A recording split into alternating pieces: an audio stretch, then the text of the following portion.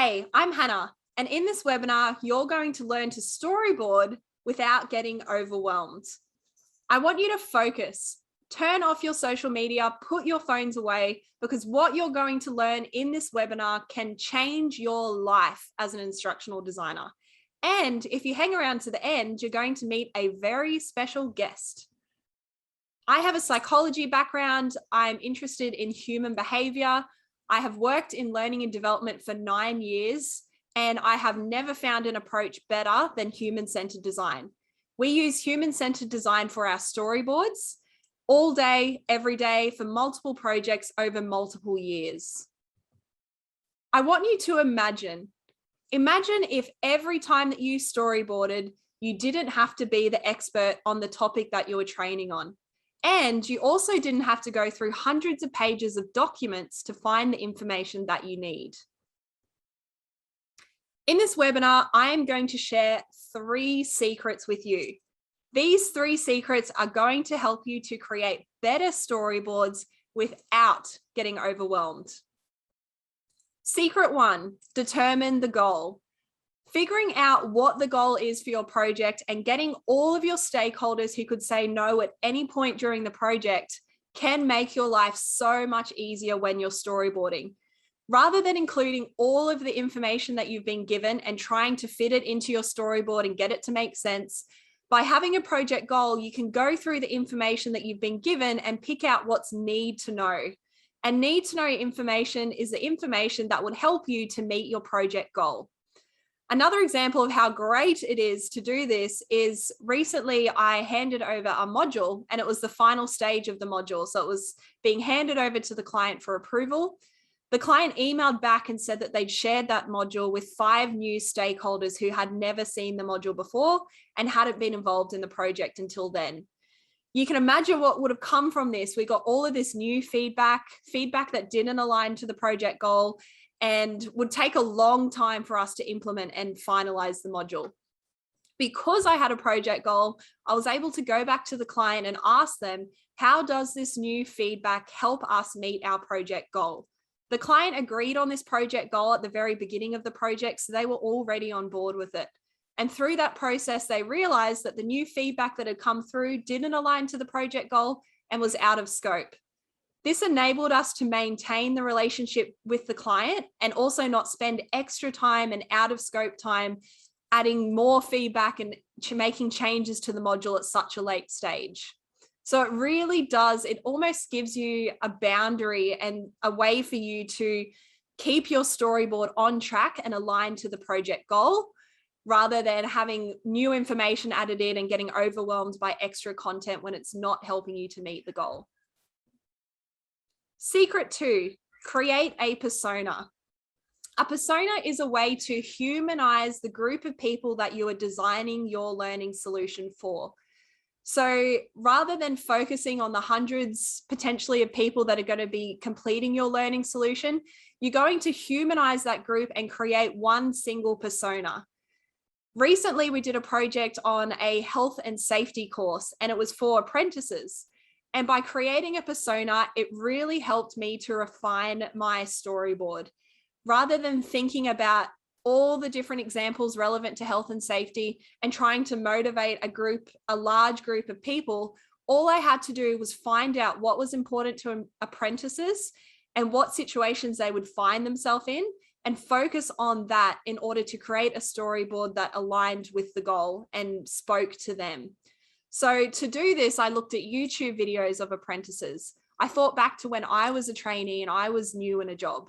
And from this, we figured out that their motivation was different to someone who's potentially been in the job for a lot longer. So rather than talking about their retirement, so if something went wrong at work and they were killed or injured, they wouldn't be able to retire. But we realized through the persona process that retirement wasn't even on the apprentice's radar. What they were focused on is what they had planned for their life and how would an injury or a death impact their future plans. And also a big motivation of theirs is to fit in. So they've just started in a new team. It could potentially be their first job out of school. So we tapped into that motivation of them wanting to fit in with their new team, being new, learning new things, and potentially being unsure around what they needed to do. It also helped with the multiple choice questions that we created. So rather than just picking random health and safety scenarios, we really thought about what situations those apprentices would be in. And it could potentially be if they're not sure what to do because they're new, they might make assumptions and just wing it rather than figuring out what the correct way to do something is. And that's very different to someone who's been in the job for a lot longer. So we made sure we focused on them and their specific situations they would find themselves in.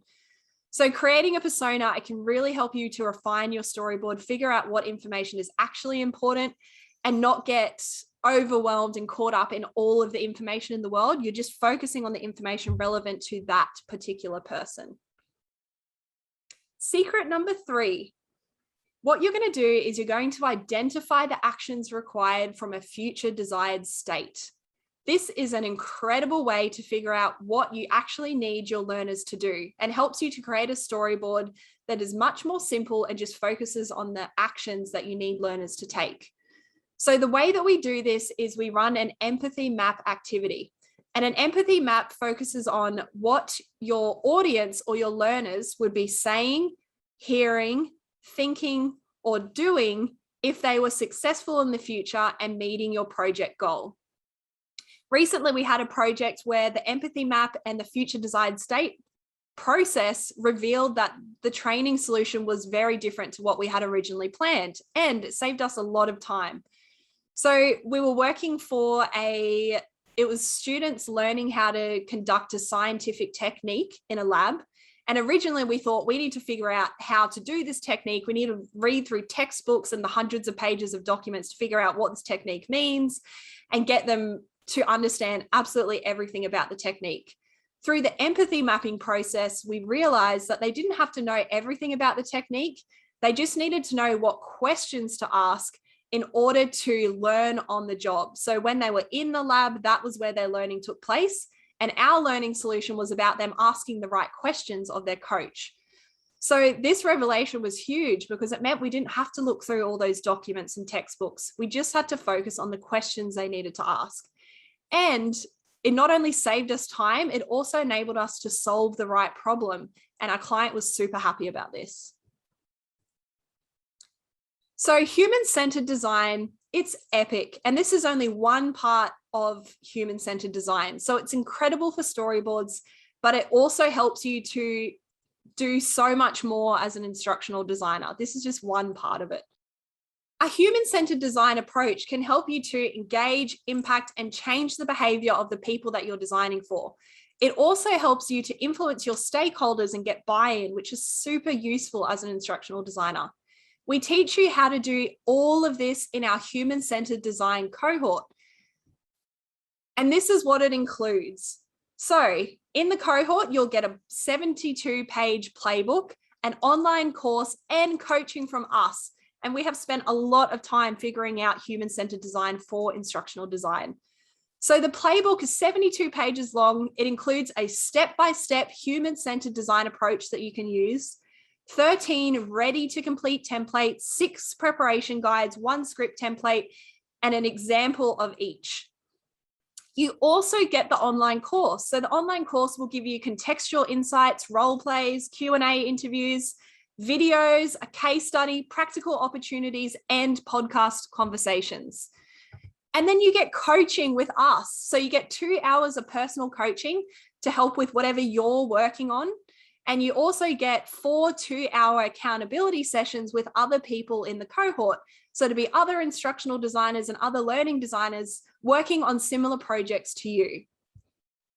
If our HCD cohort helped you master everything that goes into creating better storyboards without spending time to research, read books, read blogs, listen to podcasts, and it gave you the confidence to write storyboards without getting overwhelmed by information, and you had guided coaching relevant to your project, would it be worth it?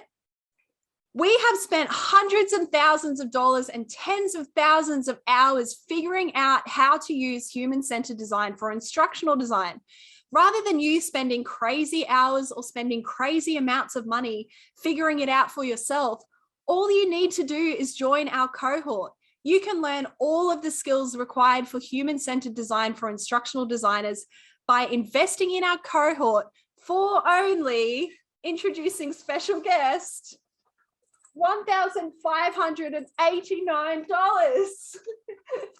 Click on the link in the description to enroll in the next cohort.